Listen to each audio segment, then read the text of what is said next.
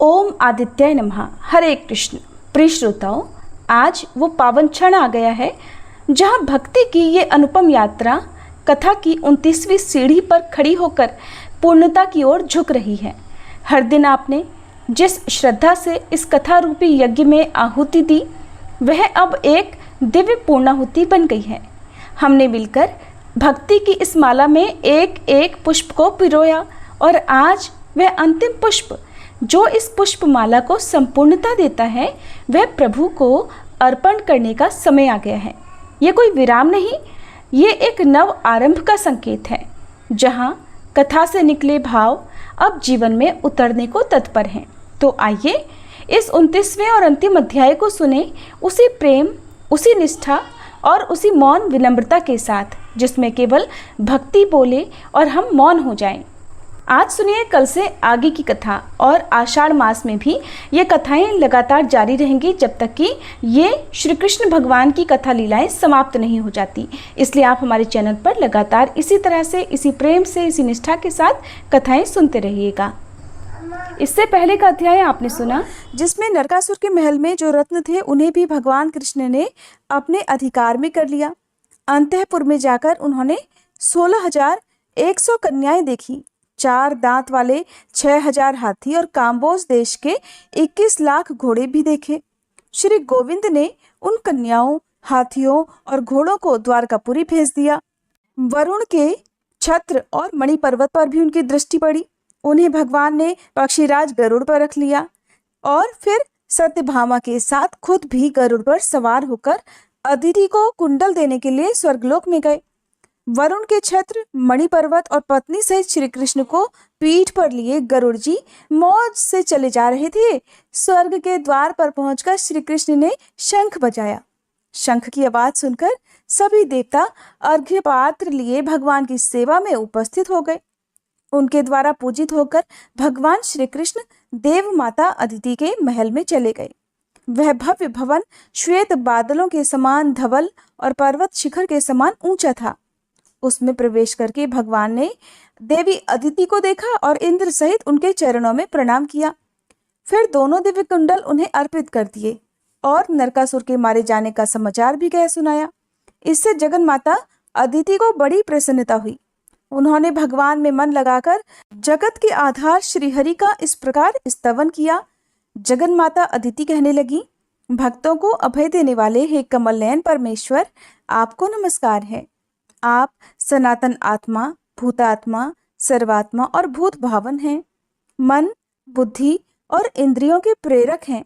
हे गुण स्वरूप, आप श्वेत, दीर्घ आदि संपूर्ण कल्पनाओं से रहित हैं, जन्म आदि विकारों से पृथक हैं और स्वप्न आदि तीनों अवस्थाओं से परे हैं। आपको नमस्कार है। हे अच्युत, संध्या, रात्रि, दिन, भूमि, आकाश, वायु, जल, अग्नि, मन, बुद्धि और अहंकार सब कुछ आप ही हैं। हे ईश्वर, आप ब्रह्मा, विष्णु और शिव नामक अपनी मूर्तियों से जगत की सृष्टि, स्थिति और संहार करने वाले हैं। आप कर्ताओं के भी अधिपति हैं। ये चराचर जगत आपकी मायाओं से व्याप्त है। जनार्दन, अनात्म वस्तु में जो आत्म बुद्धि होती है वह आपकी माया है। उसी के द्वारा अहंता और ममता का भाव उत्पन्न होता है। नाथ, इस संसार में जो कुछ होता है वह सब आपकी माया की ही चेष्टा है। भगवान, जो मनुष्य अपने धर्म में तत्पर होकर निरंतर आपकी आराधना करते हैं, वे अपनी मुक्ति के लिए इस सारी माया को तर जाते हैं। ब्रह्मा आदि संपूर्ण देवता, मनुष्य और पशु, ये सभी श्री विष्णु माया के महान भंवर में पड़े हुए मोह के अंधकार से घिरे हुए हैं। भगवान, जो आपकी आराधना करके भोगों को प्राप्त करना चाहते हैं, वे आपकी ही माया द्वारा बंधे हुए हैं। मैंने भी पुत्र की कामना से और शत्रु पक्ष का नाश करने के लिए ही आपकी आराधना की है, मोक्ष के लिए नहीं। ये आपकी माया का ही विलास है। पुण्य रहित मनुष्य अगर कल्प वृक्ष से भी कौपीन मात्र ही लेने की इच्छा करे तो ये अपराध उसके अपने ही पाप कर्मों का है। अपनी माया से संपूर्ण जगत को मोहित करने वाले हे अविनाशी परमेश्वर, मुझ पर प्रसन्न होइए। ज्ञान स्वरूप संपूर्ण भूतेश्वर, मेरे अज्ञान का नाश कीजिए। आपके हाथों में चक्र, शारंग धनुष, गदा और शंख शोभा पाते हैं। हे विष्णु, आपको बारंबार नमस्कार है। परमेश्वर, शंख चक्र आदि स्थूल चिन्हों से सुशोभित आपके इस रूप का मैं दर्शन करती हूँ, लेकिन आपका जो परम सूक्ष्म स्वरूप है उसको तो मैं नहीं जानती। आप मुझ पर प्रसन्न होइए प्रभु। देव माता अदिति के इस प्रकार स्तुति किए जाने पर भगवान श्री कृष्ण हंसकर बोले, देवी, आप हम सब लोगों की माता हैं, इसलिए आप ही प्रसन्न होकर हमें वरदान दीजिए। अदिति बोली, एवमस्तु नरश्रेष्ठ, जैसी आपकी इच्छा है मैं वही करूंगी। आप मर्त्यलोक में संपूर्ण देवताओं और असुरों से अजय होंगे। इसके बाद सत्यभामा ने इंद्राणी सहित अदिति को प्रणाम किया और कहा, देवी, आप मुझ पर भी प्रसन्न हो। अदिति ने कहा, सुभ्रु, मेरी कृपा से तुम्हें वृद्धावस्था और कुरूपता कभी स्पर्श नहीं कर सकेगी। तुम्हारी संपूर्ण कामनाएं पूर्ण होंगी। इसके बाद देवी अदिति की आज्ञा से देवराज इंद्र ने भगवान श्री कृष्ण का आदरपूर्वक पूजन किया। श्री कृष्ण भी सत्यभामा के साथ देवताओं के नंदनवन आदि संपूर्ण उद्यानों में घूमने फिरने लगे।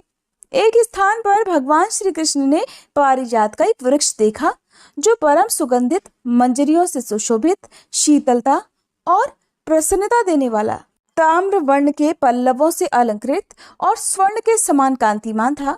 अमृत के लिए समुद्र का मंथन होते समय वह वृक्ष प्रकट हुआ था। उसे देखकर सत्यभामा ने श्री गोविंद से कहा, नाथ, इस वृक्ष को आप द्वारका क्यों नहीं ले चलते? आप कहते हैं कि सत्यभामा मुझे बड़ी प्रिय है। अगर आपकी ये बात सत्य हो तो मेरे घर के आंगन की शोभा बढ़ाने के लिए इस वृक्ष को अवश्य ही ले चलिए। सत्यभामा के ऐसा कहने पर भगवान श्री कृष्ण ने पारिजात को गरुड़ पर रख लिया। ये देखकर उस वन के रक्षकों ने कहा, गोविंद, देवराज की महारानी जो शची है, उनका ही इस पारिजात पर अधिकार है। आप उनके इस प्रिय वृक्ष को मत ले जाइए। देवताओं ने अमृत मंथन के समय महारानी शची को विभूषित करने के लिए ही इस वृक्ष को प्रकट किया था। आप इसे लेकर कुशलता पूर्वक नहीं जा सकते। आप अज्ञानवश ही इसे ले जाने की इच्छा करते हैं। भला इस पारिजात को लेकर कौन कुशलता से जा सकता है? देवराज इंद्र इसका बदला लेने के लिए अवश्य आएंगे। जब वे हाथ में वज्र लेकर आगे बढ़ेंगे तब संपूर्ण देवता भी उनका साथ देंगे। इसलिए संपूर्ण देवताओं के साथ आपको विवाद करने से क्या लाभ? हे अच्युत, जिस कार्य का परिणाम कटु हो उसकी विद्वान पुरुष कभी प्रशंसा नहीं करते। वन रक्षकों के ऐसा कहने पर सत्यभामा देवी अत्यंत क्रोधित होकर बोली, शची हो या देवराज इंद्र, इस पारिजात को लेने वाले कौन होते हैं? अगर ये अमृत मंथन के समय समुद्र से निकला है तब तो इस पर संपूर्ण लोगों का समान अधिकार है। इसे इंद्र अकेले कैसे ले सकते हैं? अगर अपने पति की भुजाओं के बल का अधिक घमंड होने के कारण शची इस वृक्ष को रोकती है तो तुम लोग शीघ्र शची के पास जाकर मेरी ये बात कह दो कि सत्यभामा अपने पति पर गर्व करके धृष्टता पूर्वक कहती है कि अगर तुम अपने पति को अत्यंत प्रिय हो तो पारिजात वृक्ष को लेकर जाते हुए मेरे पति को उनके द्वारा रोककर दिखाओ। ये सुनकर रक्षकों ने शची के पास जाकर सत्यभामा की कही हुई सारी बातें ज्यों की त्यों सुना दी।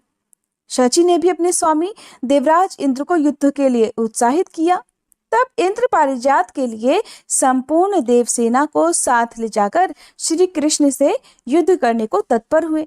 जब इंद्र हाथ में वज्र लेकर युद्ध करने के लिए खड़े हुए तब समस्त देवता भी परिघ, खड्ग, गदा और शूल आदि आयुधों के साथ तैयार हो गए।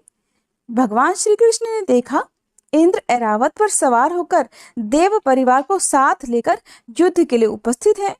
तब उन्होंने पांचजन्य शंख बजाया। उसकी ध्वनि से संपूर्ण दिशाएं गूंज उठी। साथ ही उन्होंने सहस्त्रों और लाखों बाणों की वर्षा आरंभ कर दी। उन बाणों से संपूर्ण दिशाएं और आकाश ढक गए। ये देखकर सभी देवता भी अनेक प्रकार के अस्त्र शस्त्रों की वर्षा करने लगे। संपूर्ण जगत के स्वामी भगवान मधुसूदन ने देवताओं के छोड़े हुए एक एक अस्त्र शस्त्र के खेल ही खेल में हजारों टुकड़े कर डाले। पक्षीराज गरुड़ ने वरुण के पाश को खींच लिया और छोटे छोटे सांपों के शरीर की तरह उसके टुकड़े टुकड़े कर डाले। भगवान देवकी नंदन ने यमराज के चलाए हुए दंड को गदा की मार से टुकड़े टुकड़े करके पृथ्वी पर गिरा दिया। कुबेर की शिबिका को चक्र से तिल तिल करके काट डाला। सूर्य और चंद्रमा उनकी दृष्टि पड़ते ही अपना तेज और प्रभाव खो बैठे। अग्निदेव के सैकड़ों टुकड़े हो गए। आठों वसुओं ने भगवान के बाणों की चोट खाकर आठों दिशाओं की शरण ली। 11 रुद्र भी धराशायी हो गए। उनके त्रिशूलों के अग्रभाग चक्र की धार से छिन्न भिन्न हो गए। साध्य, विश्वदेव, मरुदगढ़ और गंधर्व शारंग धनुषधारी भगवान श्री कृष्ण के बाणों से आहत होकर सेमर की रुई के समान आकाश में उड़ने लगे। गरुड़ तो सदा आकाश में ही चलने वाले ठहरे। उन्होंने चोंच से, पंखों से और पंजों से भी देवताओं और दानवों को घायल कर डाला। इसके बाद देवराज इंद्र और भगवान मधुसूदन एक दूसरे पर हजार हजार बाणों की वर्षा करने लगे, मानो दो मेघ परस्पर जल की धाराएं बरसा रहे हों। ऐरावत और गरुड़ में भी घमासान युद्ध होने लगा। जब सब प्रकार के अस्त्र शस्त्र कट कर गिर गए, तब इंद्र ने वज्र और श्री कृष्ण ने सुदर्शन चक्र हाथ में ले लिया।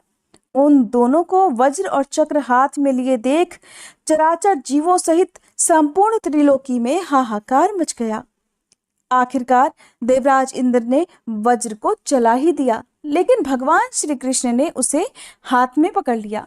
उन्होंने अपना चक्र नहीं छोड़ा, बस केवल इतना ही कहा, खड़ा रहे, खड़ा रहे। देवराज का वज्र व्यर्थ हो गया और उनके वाहन को गरुड़ ने छत विछत कर डाला। इसलिए वे रणभूमि से भागने लगे। उस समय सत्यभामा ने कहा, आप तो महारानी शची के पति हैं, आपका युद्ध से भागना उचित नहीं है। पारिजात पुष्पों के हार से सुशोभित और प्रेम पूर्वक आई हुई शची को यदि आप पहले की तरह विजयी होकर नहीं देखेंगे, तो आपके लिए ये देवराज का पद कैसा लगेगा? इंद्र, अब अधिक प्रयास करने की आवश्यकता नहीं है। आप लज्जा का अनुभव ना करें। आप ये पारिजात ले जाइए, जिससे देवताओं की पीड़ा दूर हो जाए। मैं आपके घर गई थी, किंतु शची ने पति के गर्व से उन्मत्त होकर मुझे आदर के साथ नहीं देखा और मैं भी स्त्री ही ठहरी।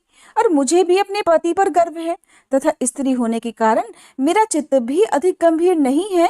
इसीलिए मैंने आपके साथ युद्ध ठान दिया। ये पारिजात दूसरे का धन है, इसका अपहरण करने से मुझे कोई लाभ नहीं होगा। सत्यभामा के ऐसा कहने पर देवराज इंद्र लौट आए और बोले, माननी, खेद को अधिक बढ़ाने से क्या लाभ? जो संपूर्ण जगत की सृष्टि, पालन और संहार करने वाले हैं, उन विश्वरूपधारी परमेश्वर से युद्ध में हार जाने पर भी मुझे लज्जा नहीं आती।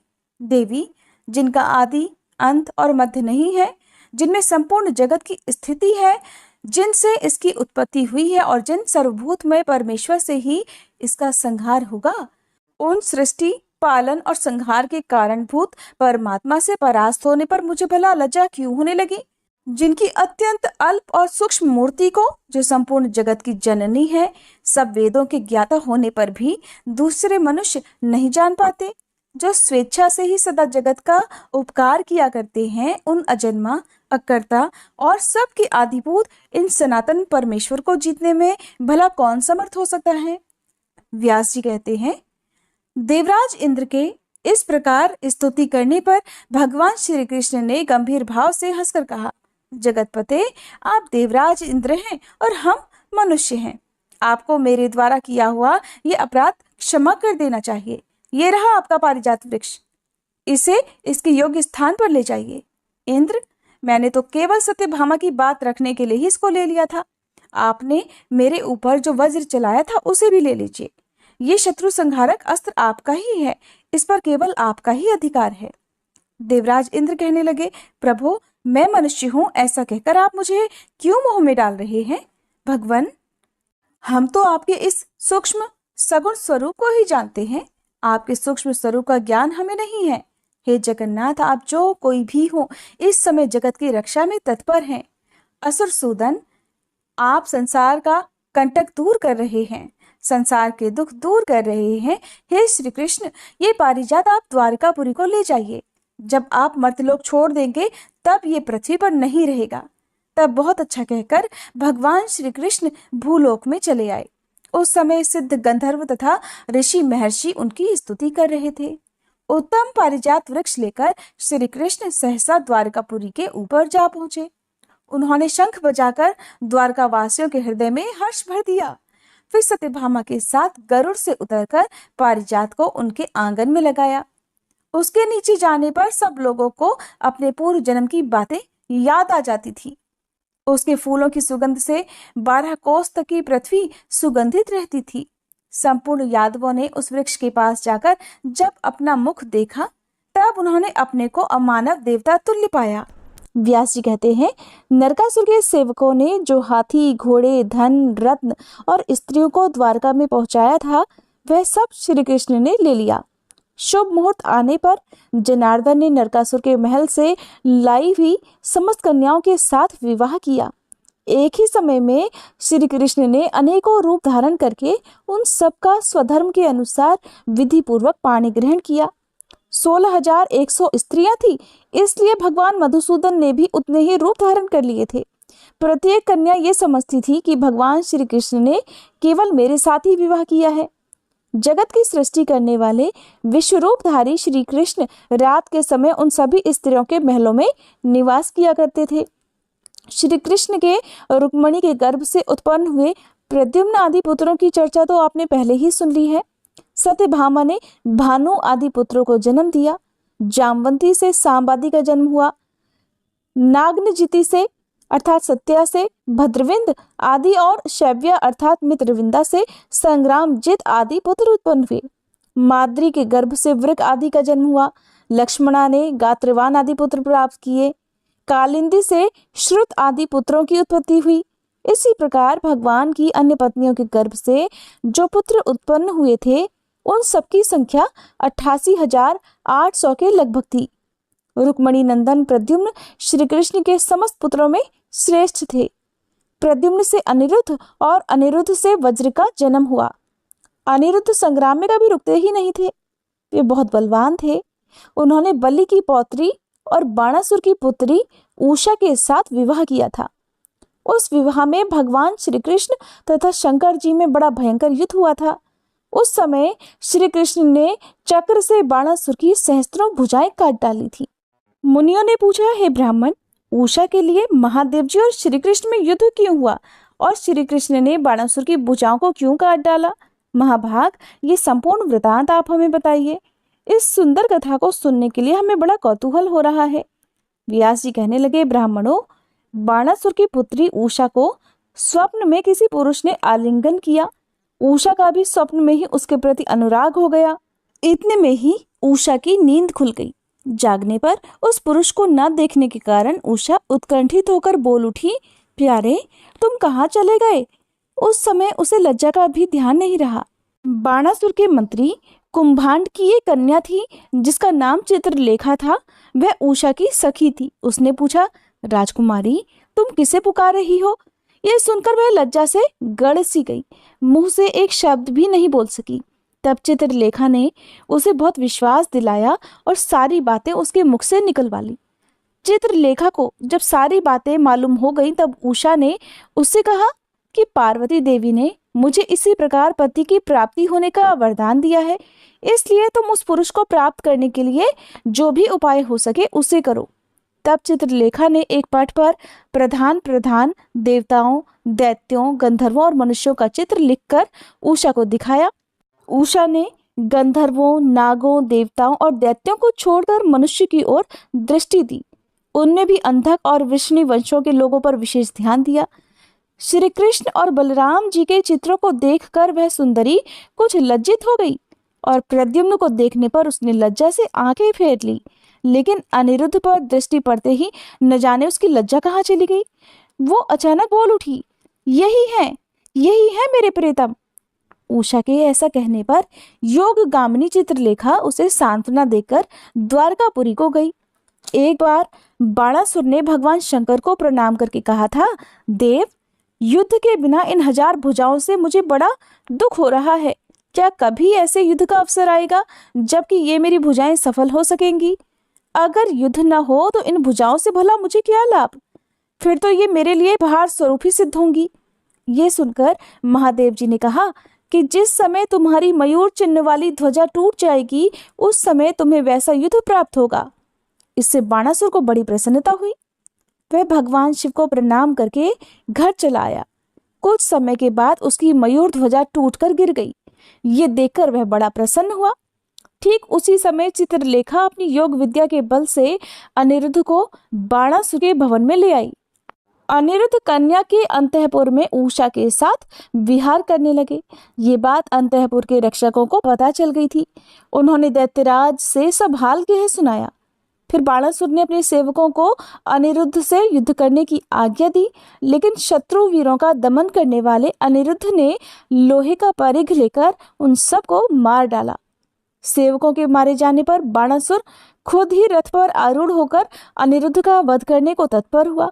अपनी शक्ति भर युद्ध करने पर भी जब उसे वीरवर अनिरुद्ध जी ने परास्त कर दिया, तब वह मंत्री की प्रेरणा से माया द्वारा युद्ध करने लगा। इस प्रकार उसने यदुनंदन अनिरुद्ध को नागपाश से बांध लिया। उधर द्वारका में अनिरुद्ध की खोज हो रही थी। समस्त यदुवंशी आपस में कह रहे थे कि अनिरुद्ध सहसा कहाँ चले गए। उसी समय देवर्षि नारद जी द्वारका में पहुंच गए और उन्होंने बताया कि अनिरुद्ध को बाणासुर ने शोणितपुर में बांध रखा है। उन्हें योग विद्या में चतुर युवती चित्रलेखा अपने साथ ले गई थी। यदुवंशियों को इस बात पर विश्वास हो गया। फिर तो भगवान श्री कृष्ण ने गरुड़ का आह्वान किया और वे स्मरण करते ही वहां आ पहुंचे।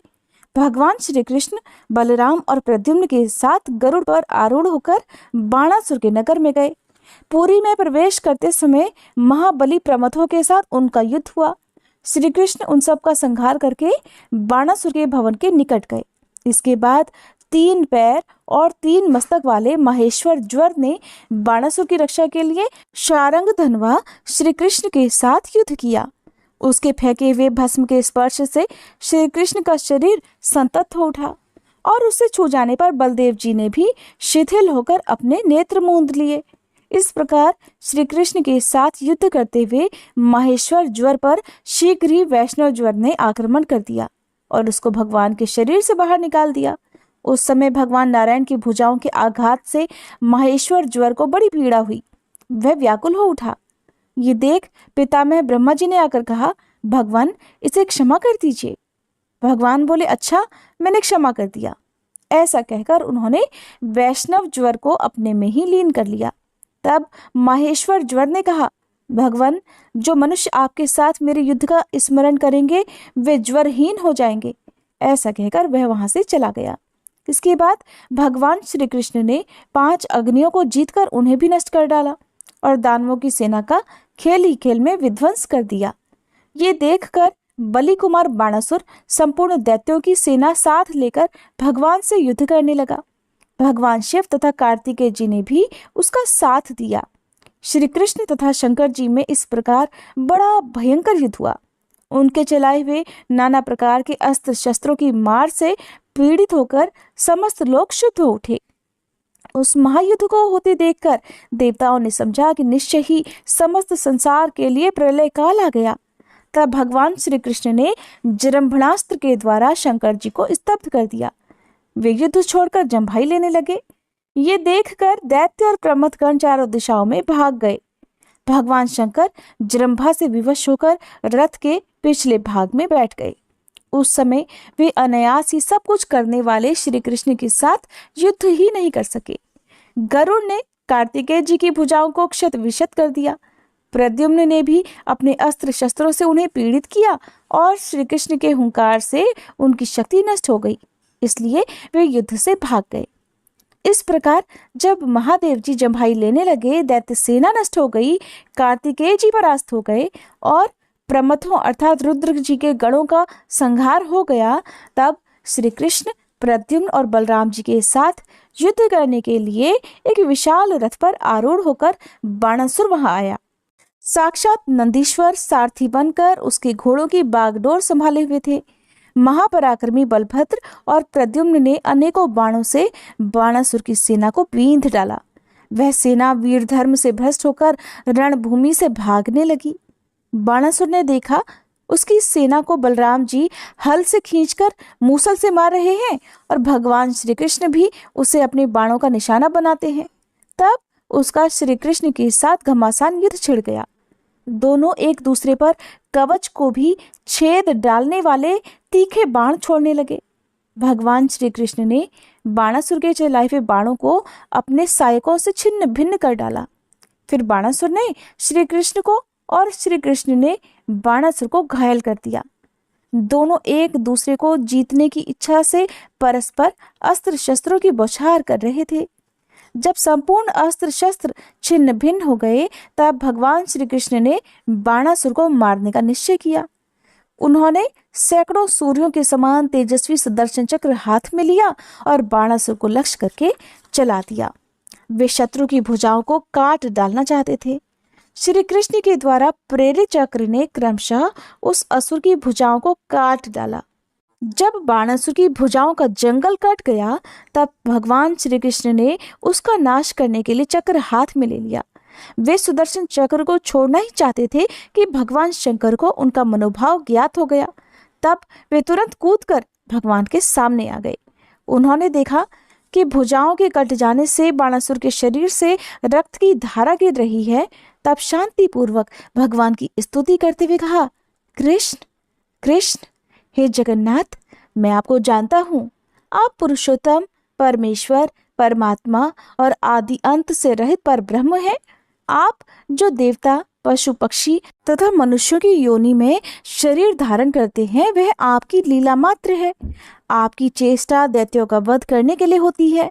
प्रभु, प्रसन्न होइए। मैंने बाणासुर को अभय दे रखा है।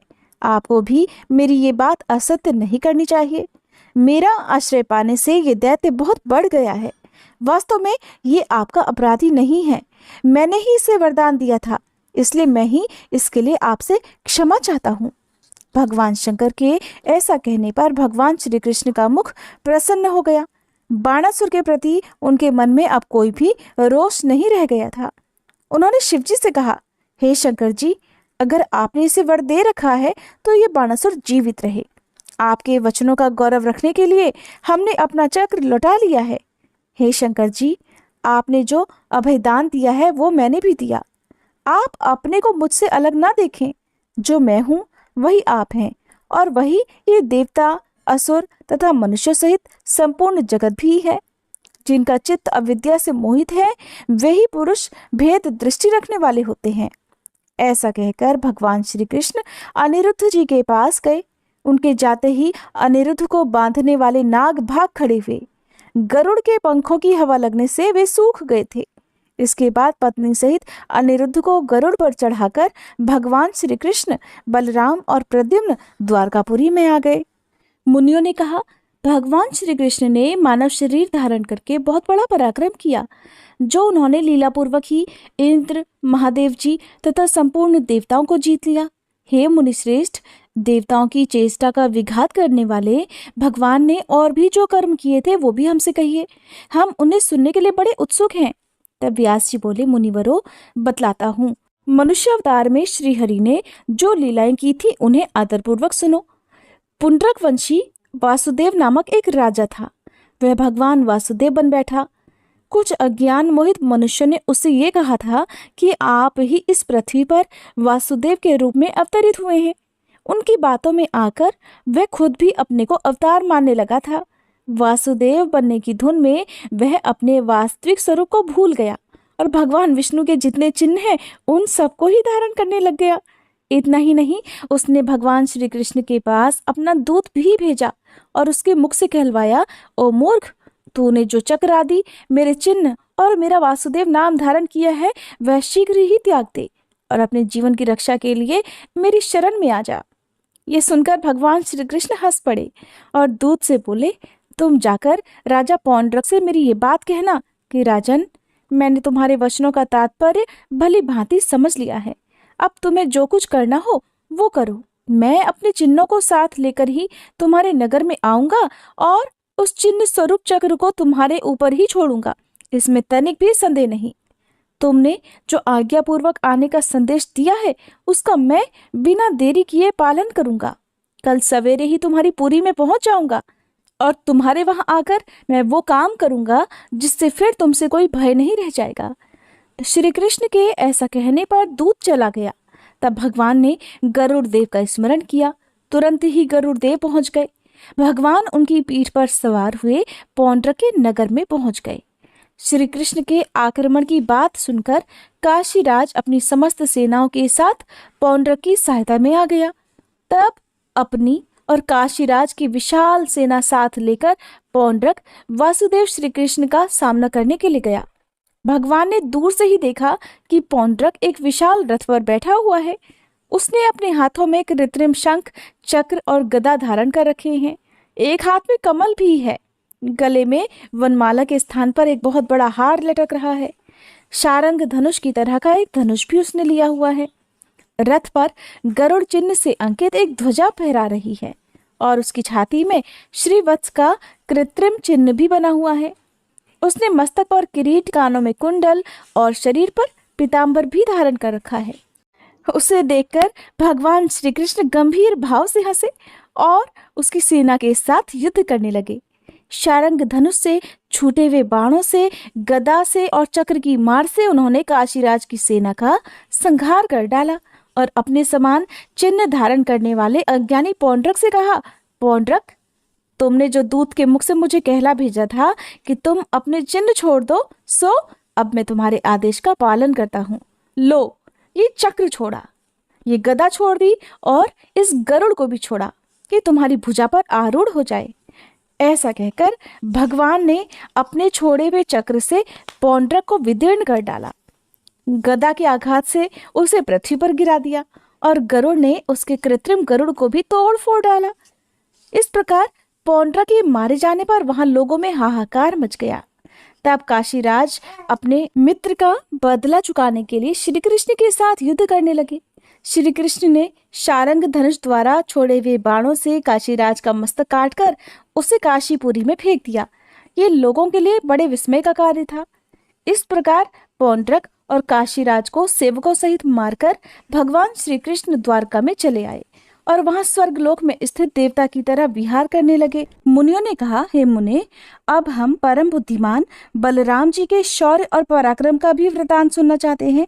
आप उसी का वर्णन कीजिए। व्यास जी बोले, मुनियों, बलराम जी इस पृथ्वी को धारण करने वाले साक्षात भगवान शेष हैं। उनकी महिमा अनंत है, वे अप्रमेय हैं। उन्होंने जो कार्य किया उसका वर्णन करता हूँ, ध्यानपूर्वक सुनो।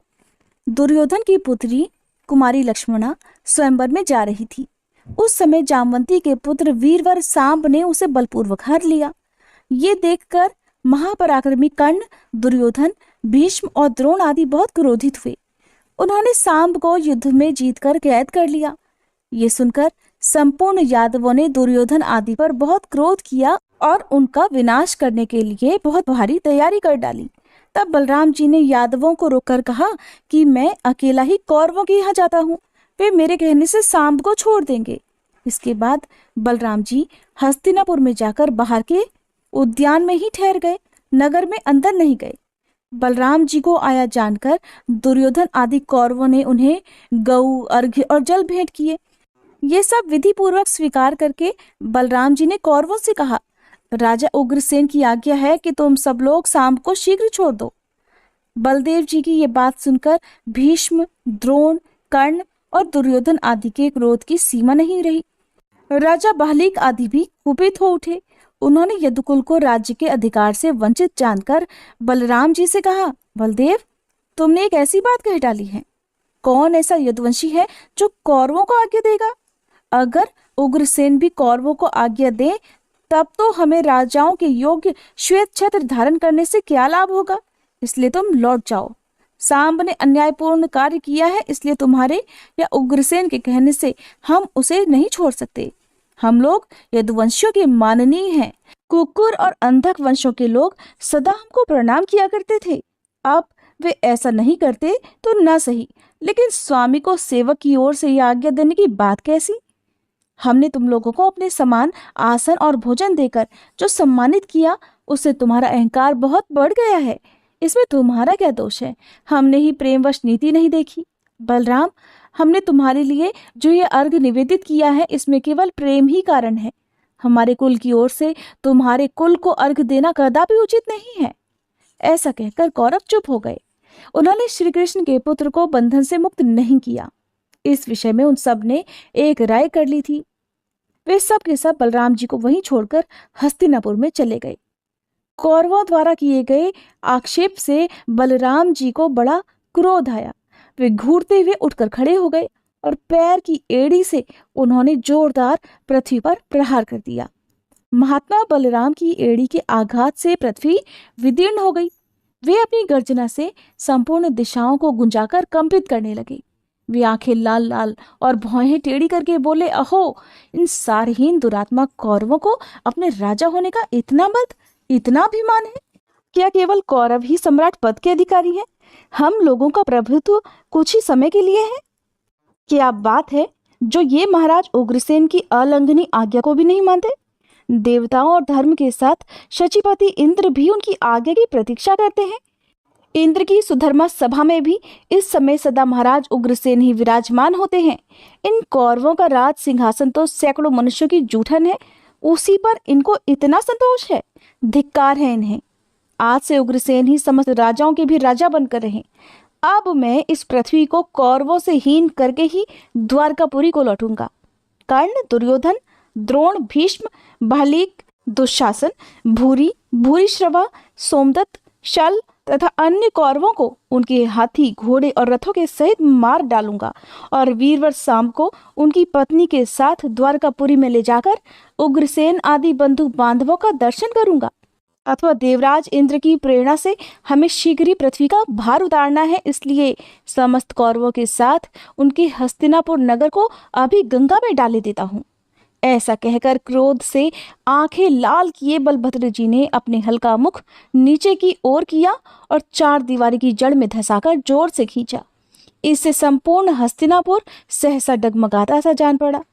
ये देखकर समस्त कौरव व्याकुल होकर हाहाकार करने लगे और बलराम जी के पास आकर बोले, महाबाहु राम, बलराम, क्षमा कीजिए मुसलायुद्ध, अपना क्रोध शांत कीजिए और हम पर प्रसन्न होइए।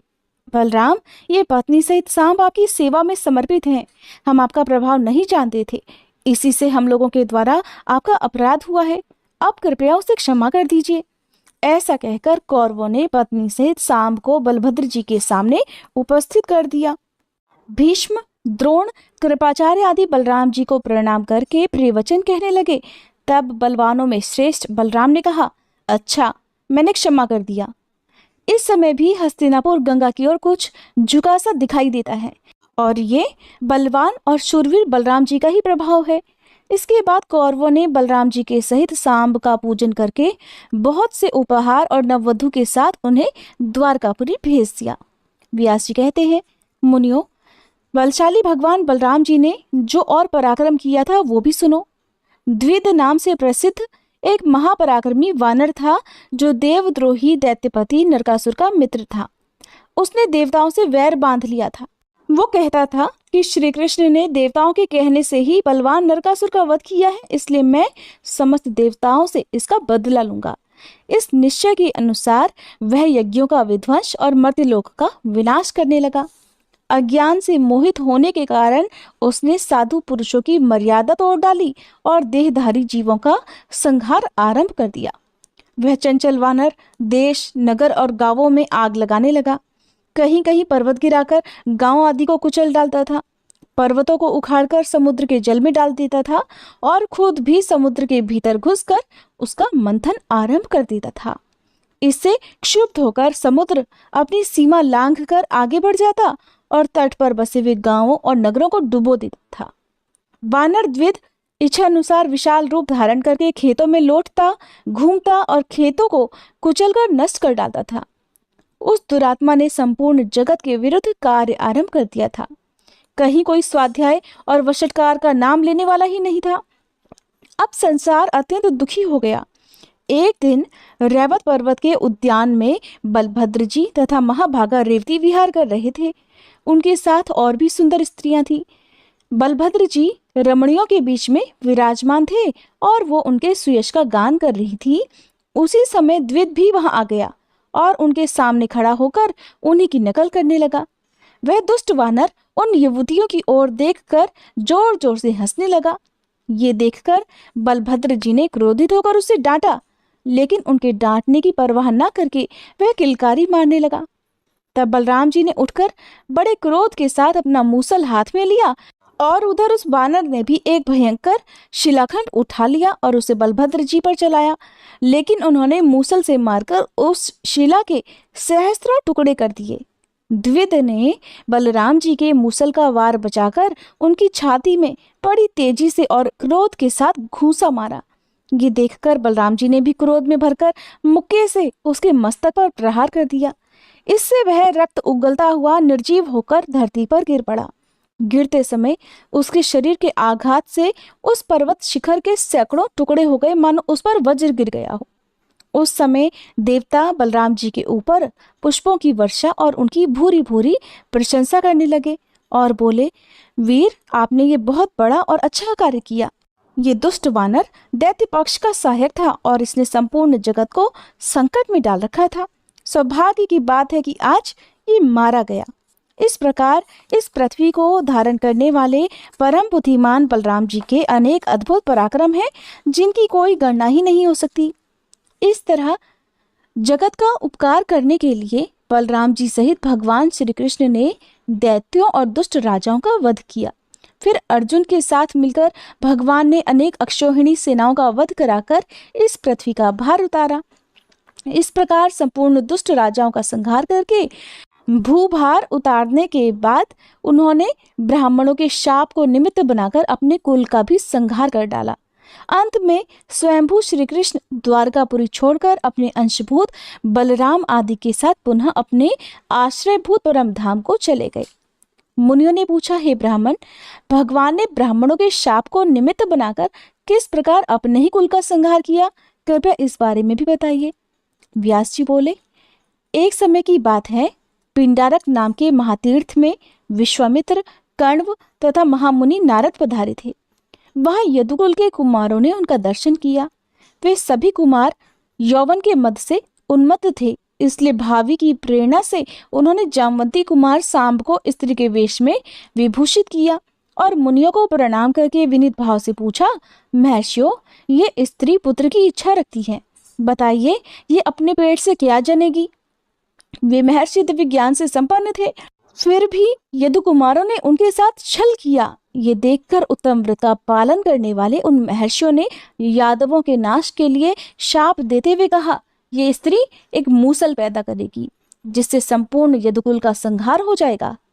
उनके ऐसा कहने पर यदु कुमारों ने पुरी में आकर राजा उग्रसेन को सब हाल कह सुनाया। सांब के पेट से मूसल पैदा हुआ। उग्रसेन ने उस मूसल के लोहे को कुटवाकर चूर्ण बनवा दिया और उसे समुद्र में फेंक दिया। वह चूर्ण एरका नाम की घास के रूप में उत्पन्न हो गया। मूसल का जो लोहा था उसे चूर्ण कर देने पर भी उसका एक टुकड़ा बचा ही रह गया। उसे यादवगण किसी प्रकार भी चूर्ण नहीं कर सके। उसकी आकृति तोमर के समान थी। वह टुकड़ा भी समुद्र में फेंक दिया गया था, लेकिन एक मत्स्य ने उसे निगल लिया। उस मत्स्य को मछेरों ने जाल बिछाकर पकड़ लिया। जब उसका पेट चीरा गया तब वह लोहा निकला और उसे जरा नामक व्याध ले गया। भगवान श्री कृष्ण इन सभी बातों को अच्छी तरह जानते थे, तो भी उन्होंने विधाता के विधान को बदलना नहीं चाहा। इसी बीच में देवताओं ने भगवान श्री कृष्ण के पास अपना दूत भेजा। उसने एकांत में भगवान को प्रणाम करके कहा, भगवान, वसु, अश्विनी कुमार, मरुदगण, आदित्य, रुद्र तथा साध्य आदि देवताओं के साथ इंद्र ने मुझे दूत बनाकर भेजा है। प्रभु, देवगण आपसे जो निवेदन करना चाहते हैं वो इस प्रकार है, सुनिए। देवताओं की प्रार्थना करने पर आपने जो इस पृथ्वी का भार उतारने के लिए अवतार लिया था, उसे आज 100 वर्ष से भी अधिक हो गए। दुराचारी दैत्य मारे गए, पृथ्वी का भार उतर गया। अब देवता आपसे सनात होकर स्वर्ग में निवास करें। जगन्नाथ, अगर आपको स्वीकार हो तो अब आप अपने परम धाम को पधारिए। श्री भगवान बोले, दूत, तुम जो कुछ कहते हो वो सब मैं जानता हूँ, इसलिए मैंने यादवों के संहार का कार्य आरंभ कर दिया है। यदि यदुवंशियों का संहार ना हो तो ये पृथ्वी पर बहुत बड़ा भार रह जाएगा, इसलिए मैं 7 रात के भीतर जल्दी ही इस भार को भी उतार डालूंगा।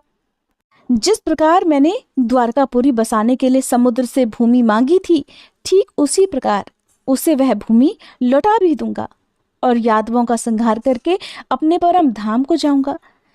देवराज इंद्र तथा देवताओं को यो मानना चाहिए कि मैं बलराम जी के साथ अब अपने धाम में ही आ गया।